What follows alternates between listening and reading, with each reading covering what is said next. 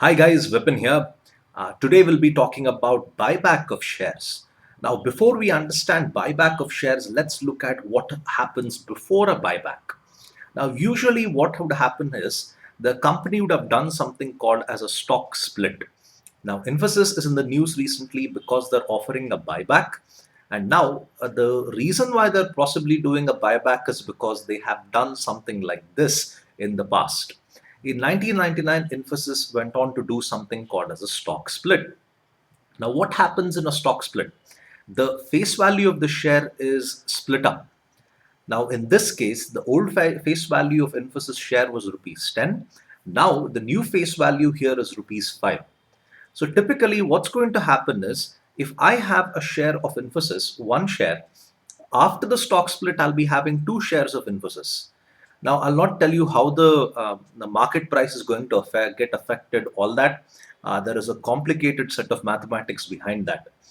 They simply refer to it as a corporate action. Now, what's going to happen here?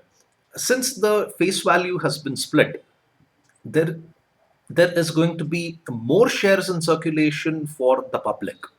Every share I have is going to be split into another share. So effectively, the total shareholding I have gets doubled. So having one share becomes having two shares. Having about a lakh shares becomes about 2 lakh shares. Now this is something which has been referred to as a poison pill. Now I'll tell you why it's called as a poison pill in some time. But why does the company actually do something like this? Why bother splitting the face value from 5 to rupees 10? Sorry, from 10 to rupees 5. Now, one reason they could do this is because they feel giving dividends on rupees 5 is a lot easier than giving dividends on rupees 10. Now, what happens is a company gives you dividends based on your face value of the share. Now, let's say the company has given a dividend of 100%. Now, in 1999, 100% dividends on Infosys means 100% of rupees 10. That is, every share you have, you're going to get 10 rupees as the form of dividend by the company. Now, let's say you have the face value of rupees 5. Okay, the amount of dividend you would be giving per share would be just rupees 5. Now, you might say it doesn't really make a difference because if I still have two shares, I would still be getting rupees 10 compared to having one share and end up keeping rupees 10 from the share as a dividend. Now, that doesn't really work out so well.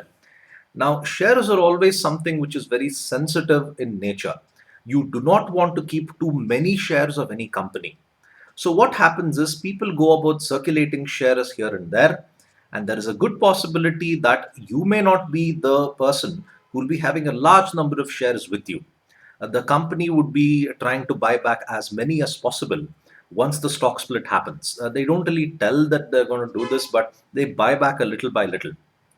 Now, what's going to happen is the amount of cash you're going to give per share will actually be less. That's a way in which the company can be quite conservative about the amount of cash they're giving off in the form of dividend. So that's one reason why they could do it. Another reason they could possibly do it is because they fear another company is trying to take over them. Now, when one company tries to take over the other, they don't make a grand public announcement that we want to take over this company and make it public. What they usually do is they slowly start buying the shares of the company they want to take over. Now, as soon as the company realizes this, they do a stock split and make it a hassle for the company trying to take over them. They'll find it that there are too many shares to actually take over, and they might try to actually abandon the initiative to actually acquire the other company. So that's also another reason why they could go about doing a stock split. Now, there's another problem once you do a stock split. There may be a requirement that you have to do a buyback as well. Now, buyback means you take the shares back from the public. That's the simplest way you can understand buyback. Now, here's the case of Michael Dell, the founder of Dell Computers. He wants to buy back almost every share which Dell Public Limited Company had issued to the public, and now he wants to convert Dell Public Limited to Dell Private Limited. Now it's costing him $25 billion. Now, this is a huge, huge, huge amount of money.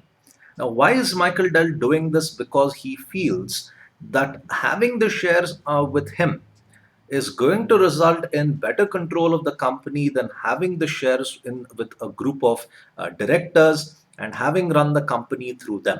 So you could say it's a very selfish motive, but you can't blame him. He's the guy who started the company, and he's supposed to decide how the company actually progresses. So that's one thing what Michael Dell is actually up to. And just imagine that number, $25 billion. Most of the IPOs in India don't cross $5 billion. So this guy is spending $25 billion to take the shares back from the public.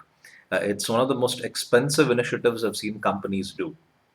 Now, another example of buyback would be what happened with the case of Reliance. How long does it actually take to buy back the shares from the public? Now, remember, once you tell the public that we want to take back the shares at a particular price, which is usually well above the market price, it's not like everybody would be interested to give their shares back to you. Okay, take the case of Reliance. They wanted to go about doing a buyback, and they wanted to spend about 10,440 crores. Okay, but unfortunately, they couldn't really do all this. They ended up spending just about 38% of whatever budget they had allotted to take the shares back from the public. That comes to just about three, maybe 4,000 4,000 crores. That's all that they had to spend to take the shares back from the public. Now, like I said, it's not like everybody would be interested to give the shares back. Investors have got different mindsets. So, when Reliance offered to buy back the shares in February 2012, the price which they offered was rupees 870. There might be a lot of investors who would say that 870 is not a price which I'm willing to give up the shares for. Maybe I feel that okay, the prices of the shares may go up to 1,000 rupees by the end of the year. So let me not give it back to Reliance right away and lose that profit which I can make from the market. So it's not always the case where every share you want to take back from the public comes back into your account. Buyback of shares is purely something which is optional. The shareholders are not really required to give back everything to the company. So remember, buyback is always a very expensive thing to do, and it takes a fairly long amount of time, a lot less time than the flyover projects in Bangalore.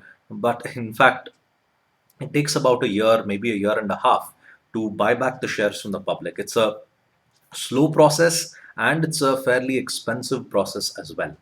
So this is what I mean by buyback of shares. I hope you like this video. Please hit the subscribe button and do go about visiting my website, vipinmks.com. I regularly write articles related to commerce, mythology, science, all that. So please give it a read as well. And I've given the details of my Facebook page, my Facebook profile, and the URL of my website in the description below. So thank you for your time again, and have a nice day. Bye.